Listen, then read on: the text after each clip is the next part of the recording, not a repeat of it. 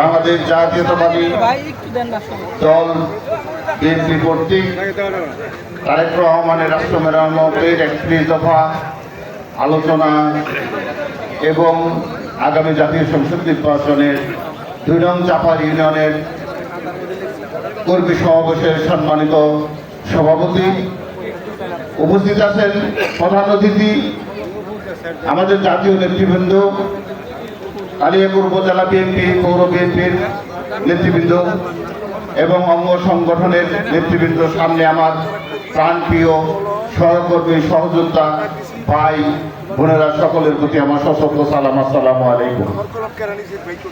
এখানে আমাদের ছাত্রনেতা, যুবনেতা, বিএনপির অনেক নেতৃবৃন্দ জাতীয় নির্বাচন এবং আমাদের ঐক্য এই ৩১ দফার আলোকে অনেক আলোচনা করেছেন।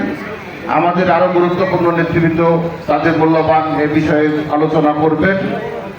আমি শুধু আপনাদের এই চাপাই ইউনিয়নের ২-১টি কথা বলতে চাই, কারণ এই চাপাই ইউনিয়ন একটা ঐতিহ্যবাহী ইউনিয়ন এবং কালিয়াকৈর বিএনপির অনেক শক্তিশালী একটি ঘাঁটি এই চাপাই ইউনিয়ন। কাজেই এখন এই চাপাই ইউনিয়নে গুণ ধরেছে, গুণ। আমি অত্যন্ত দুঃখের সাথে বলতে চাই, এই চাপাই ইউনিয়নের একজন প্রবীণ, একজন বিশিষ্ট ব্যক্তি, যে বর্তমান আমাদের উনি মারা গেছেন, আল্লাহ তাকে জান্নাতবাসী করুন।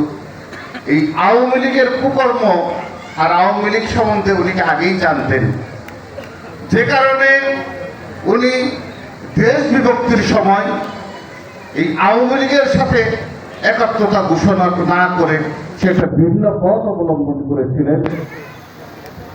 আজকে তার ছেলে, তার উত্তরসূরি, এই চাপাই ইউনিয়নের যাকে বর্তমান কমিটির আহ্বায়ক করা হয়েছে, আমাদের এই চাপাই ইউনিয়নের শওকত ইমরান সাহেব,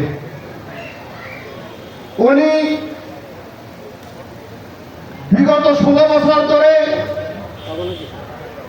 ফ্যাসিবাদী সরকার শেখ হাসিনার মন্ত্রী আকম মোজাম্মেলের সাথে থেকে এই কালিয়াকৈর বিএনপির যে সকল নির্যাতন অপকর্মের মধ্যে লিপ্ত ছিলেন, সেটা আপনারা চাপারের অনেকে বলেন আর না বলেন, দেখেন আর না দেখেন, আমরা কিন্তু সেটা দেখেছি।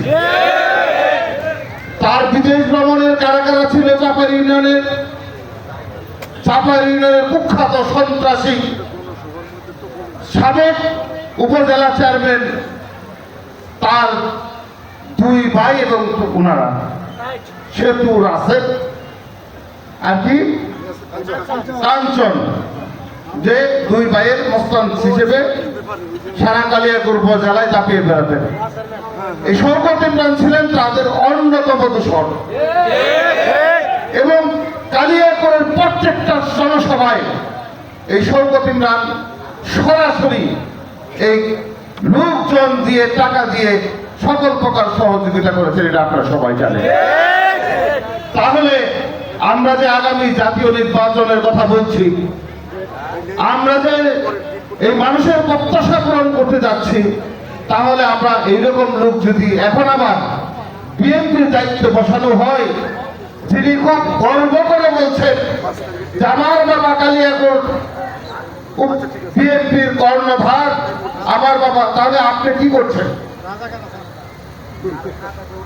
তা আপনি কি দায়িত্ব পালন করছেন? ধরে নিলাম আপনার কথাই ঠিক, আমরা কেউ কিছু করি না, এখানে জাতীয় নেতৃবৃন্দ অনেকেই আছেন, আপনার বাবা অর্ডার দিয়েছেন, কার্যক্রম যা করার ওনারা করছে, আমরা সহযোগিতা করেছি। সবাইকে বাদ দিয়ে আপনি যে সমস্ত আওয়ামী লীগ দিয়ে এই তারেক রহমানের প্রত্যাশা পূরণ করতে চাচ্ছেন, সেটা কিভাবে করবেন সেটা আমাদের জানা নেই। আপনি কমিটি গঠন করেছেন 15ই আগস্টের শেখ মুজিবুরের কীর্তন সভার মধ্যে দেখেছি বিএনপির বহু নেতা মাস্ক করে সেই 15 আগস্ট উদযাপন করছে। তাদের আপনি জেলা কমিটির মেম্বার বানাইছেন, তাদের উপজেলা কমিটির মেম্বার বানাইছেন, গুরুত্বপূর্ণ পদে অধিষ্ঠিত করেছেন। আব্দুল জলিল মন্ডল আপনাদের আশপাশে। তারপর 4-5 তারিখে ফাঁসির বিদায় আন্দোলনের সময় শফিপুরে 11 জন মানুষকে গুলি করে হত্যা করেছে।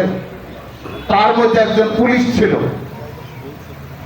অনেকেই ছিল। সে পুলিশের শ্বশুরকে যে সরাসরি এজাহারভুক্ত আসামি বলা আছে যে সে নিজে সিভিল ড্রেসে এসে তার ব্যাগে থেকে শর্টগান বের করে গুলি করে হত্যা করেছে।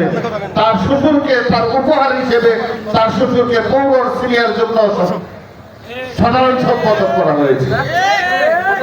অনুরূপভাবে প্রত্যেকটা জায়গায় যদি এই কর্মকাণ্ড চলে তাহলে অবশ্যই আগামী জাতীয় নির্বাচন নিয়ে আমরা জনগণের অধিকার নিয়ে যে আশা স্বপ্ন নিয়ে তারেক রহমান সাহেব দীর্ঘ 16 বছর ধরে বিদেশের মাটিতে একটি ছেড়ে বসে থেকে দিন রাতে দেশের মানুষের জন্য সে আন্দোলন সংগ্রামের নেতৃত্ব দিয়েছেন, সব কিছু আজকে ধুলায় মিশিয়ে দেওয়ার পরিকল্পনার মধ্যে লিপ্ত রয়েছেন ব্যারিস্টার সাহেব চৌধুরী তানভীর আহমেদ সিদ্দিকীর কুলাঙ্গার সন্তান। অতএব আমরা কোনো অবস্থাতেই কালিয়া করে যারা আওয়ামী লীগকে প্রতিষ্ঠিত করে বিএনপির কে বিতাড়িত ধ্বংস করতে চায় তার সেই নীল নকশা কখনো আমরা ইনশাআল্লাহ আপনাদের কাছে অনুরোধ রাখবো যাতে সেটা বাস্তবায়ন না করতে পারে। সে ব্যাপারে আপনারা সকলেই সজাগ থাকবেন। আমরা সকালে ঐক্যবদ্ধ হয়ে আমরা এটার প্রতিবাদ করব, প্রতিরোধ করব ইনশাআল্লাহ। এবং আগামী জাতীয় সংসদ নির্বাচনে যাতে করে ওই সমস্ত ষড়যন্ত্রকারীরা মাঠে ঘাটে কোনো বিভ্রান্তি ছড়াইতে না পারে সেদিকে সজাগ রেখে আমাদের ঐক্যর দিকে সমর্থন রেখে সকলের সমর্থন চেয়ে ঐক্যের সমর্থন চেয়ে সকলের ধন্যবাদ জানিয়ে আজকের বক্তব্য শেষ করছি। সকলকে ধন্যবাদ। আসসালামু আলাইকুম।